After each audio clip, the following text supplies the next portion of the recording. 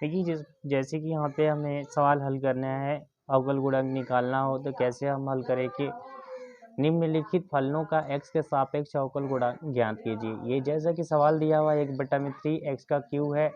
अगली सवाल x minus 8 घात है, 1/3 x पे 12 घात है। तो इनको हम हल करते हैं। इनके लिए सूत्र होता है, जैसे कि हमको अवकलन करना होता है dy/dx x पे n घात का। इसका सूत्र होता है, जैसा कि हम अगली वीडियो में बता चुके हैं इनके सूत्र के बारे में, तो nx पे n-1 होता है। ठीक है, तो हम इन्हीं सूत्रों पे सारे सवाल को हल कर देते हैं। पहले हल करते हैं 1/3 हल करते हैं। हल करने के लिए 1/3 dy/dx x पे 3 घात।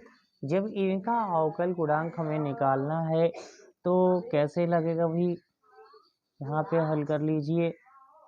क्या है, 1/3 पहले से ही है, x के सापेक्ष अवकलन हो रहा है तो 3 आगे आ जाता है और फिर x हो गया 3-1 हो गया। फिर इनके बराबर हम लिखते हैं। तो ये देखिए, पहले तो हम 3 से 3 काट देते हैं, कट रहा है, भाग दे देंगे तो एक बार जाएगा, और हमने इनको 1 का गुणा किया तो x ही बचा ना, और 3 में से 1 गया तो 2 हो गया। तो एक तो मेरा आंसर निकल चुका है। एक पहले सवाल को हल किए तो x² आ गया। अब उसी तरह दूसरे सवाल को हल करते हैं।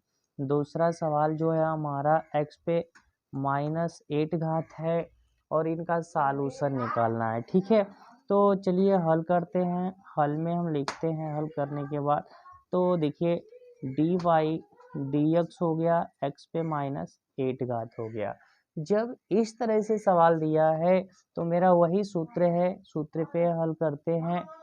हल करने के लिए ये देखिए -8 घात पहले इधर आ जाता है, x हो जाता है, और -8 घात में से -1 घात और घट जाता है। घटने के बाद हम फिर से बराबर यहाँ पे लिख लेते हैं, तो -8 हो गया और x पे कितना घात हो जाएगा भाई, देख लीजिए। तो ये हमारा हो गया 8 हो गया 8x, और देखिए -8 और -1 जुड़ जाएगा, -9 हो जाएगा। तो ये हमारा आंसर हो गया। ठीक है, तो इस तरह से हमारे सवाल को हल करना होता है। एक और तीसरी सवाल भी उसमें दिया हुआ है कि 1/3 है और x पे 12 घात है। इनको मुझे हल करना हो तो कैसे हल करेंगे, इसको ध्यान से देखिएगा। 1/3 गुणांक है, 1/3 हो गया, dy/dx हो गया। इनको हल जब आप करेंगे तो बहुत ही आसान तरीका है, आपको सिर्फ सूत्र याद रखना है। तो 1/3 हो गया और x पे 12 घात हो गया। तो चलिए हल करते हैं। तो 1/3 हो गया और इंटू 12 आगे आ गया, और क्या हो जाएगा भाई, x पे 12-1 हो गया। ठीक है, इतना आने के बाद हम यहाँ पे फिर हल करेंगे। तो देखिए 3 का इसमें भाग देंगे तो 4 बढ़ गया, तो 4 एकम 4 हो गया, और x हो गया 12 में से 1 घटा तो 11 घात हो गया। तो ये मेरा आंसर हो गया। ठीक है, तो इस तरह से हमारे सवाल हैं। और भी हम यहाँ पे आपका आंसर आ चुका है कि 4x पे 11 घात हो गया। अगला देखते हैं। चलिए हमें इनका जब हमें अवकलन करना हो कि ax² plus bx plus c है तो इनका कैसे निकालेंगे। देखिए ये जो है हमारा गुणांक हो जाता है, dy/dx हो जाता है, और x² हो गया। पहले लिखा गया है x के सापेक्ष अवकलन करना है, मैं x के सापेक्ष अवकलन कर रहा हूँ। यदि जो अन्य के सापेक्ष होगा तो x की जगह पे अगर y के सापेक्ष होता है तो यहाँ पे y हो जाता है। ठीक है, x के सापेक्ष है इसलिए x होता है, तो हमारा ये हो गया। फिर प्लस का चिन्ह है, प्लस लिखिए, b हो गया, और dy/dx हो जाता है और x का अवकलन हो जाता है। प्लस फिर हो गया dy/dx हो गया और c का अवकलन हो गया। तो मुझे इनको अवकल गुणांक निकालना है, तो निकाल दीजिए भाई। ये जो हमारी है ये तो होगा ही, ये देखिए 2 आगे आ जाता है, 2 आने के बाद हमारा क्या हो जाएगा, x हो जाएगा, और 2 में से 1 घात घटा लेंगे।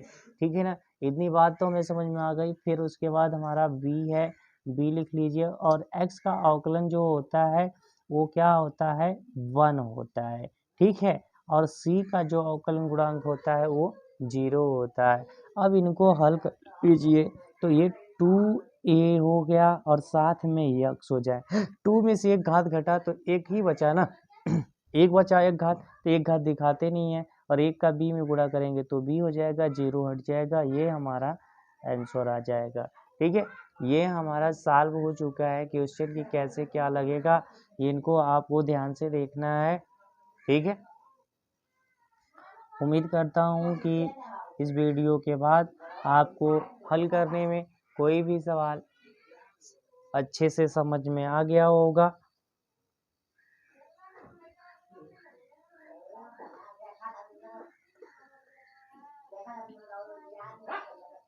जैसे यहाँ पे थोड़ा तो क्या बचा था, सिर्फ बी बचा था ना, तो ये हमारे सवाल है और इनको हल करने पर ये मेरा आंसर आ गया। फिर देखते हैं आगे। यदि आपको दिया गया कि एक पटा में काश यक्स अगर सवाल दे दिया ऐसे, तो जब मुझे इनको हल करना है तो कैसे हल करेंगे, पहले काश यक्स को ऊपर ले जाते हैं तो ये सवाल हमारा क्या हो जाता है भाई, सेक यक्स हो जाता है। ठीक है, इनका जब उल्टा करेंगे तो सेक यक्स हो जाएगा, और हम यहाँ पे लिखते हैं कि यक्स के सापेक्ष अवकलन करने पर, ठीक है, तो यक्स के जब सापेक्ष हम अवकलन करते हैं, यक्स के सापेक्ष अवकल गुणांक करने पे, तो चलिए भाई गुणांक हम करने पे लिख देते हैं, करने पे हो गया, क्या होता है अभी, तो यहाँ पे हम लिखते हैं। ठीक है, तो डी बाई डी एक्स हो गया, और ये क्या हो गया, सेक एक्स हो गया। सेक एक्स ये हमारा सूत्र ही होता है, तो सेक एक्स का सूत्र जो होता है सेक एक्स आ गया, आई इंटू टेन एक्स आता है। ठीक है, तो जब ये हमारा सूत्र हुआ तो यही हमारा क्या हो गया, आंसर ही हो गया। ठीक है, तो इस तरह से हमारे सारे सवाल लगेंगे एक्स के सापेक्ष जब भी हमें अवकलन करना हो, तो इस तरह से करते हैं। एक और सवाल दिखा दिया जाता है आपको।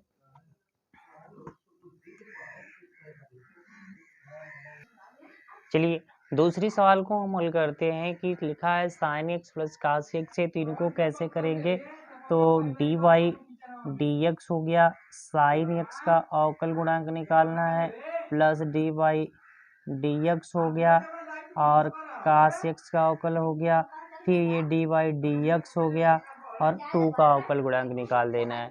ठीक है, तो जब मुझे ये हल करना हो तो ऐसे हल करते हैं।